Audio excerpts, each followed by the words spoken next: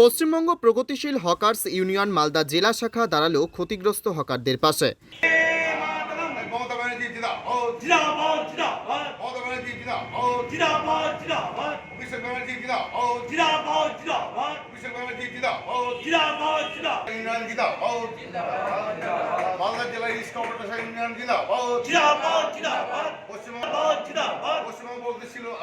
মালদা জেলা কমিটি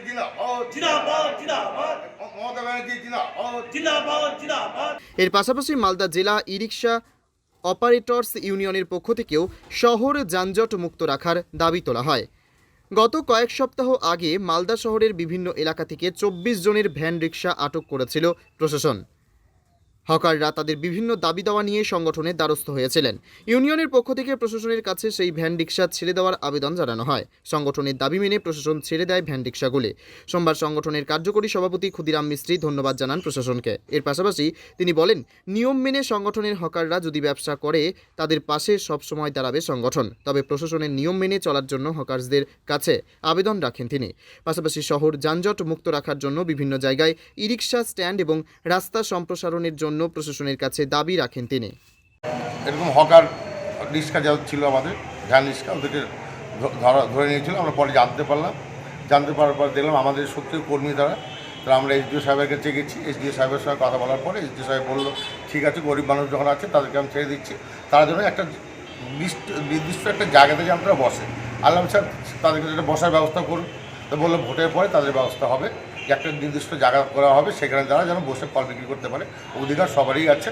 তো আমাদের জেলা প্রশাসন আমাদের পূর্ণ সহযোগিতা করেছে এবং মালদা জেলা ই রিক্সা অপারেটর্স ইউনিয়ন থেকে আমরা একটা এর আগে এসডিও সাহেবকে আমরা জানিয়েছি। এসডিও সাহেব বললো যে আমরা বললাম, স্যার মালদা জেলায় ই রিক্সা আগে যখন রিক্সা ছিল তাদের একটা স্ট্যান্ড ছিল, তো মালদা জেলাতে আমরা ওইভাবে ই রিক্সার জন্য একটা স্ট্যান্ড চাইছি এবং তাদের ন্যায্য একটা মূল্য ধার্য হোক, যে একটা রেট বিভিন্ন জায়গাতে বিভিন্ন রকম রেট নিচ্ছে তারা। আর আমাদের জেলখানা থেকে বিশ্বনাথ মোড় অবধি যে রাস্তার পরিস্থিতি খুবই খারাপ, যে কোনো মুহূর্তে অ্যাক্সিডেন্ট হতে পারে।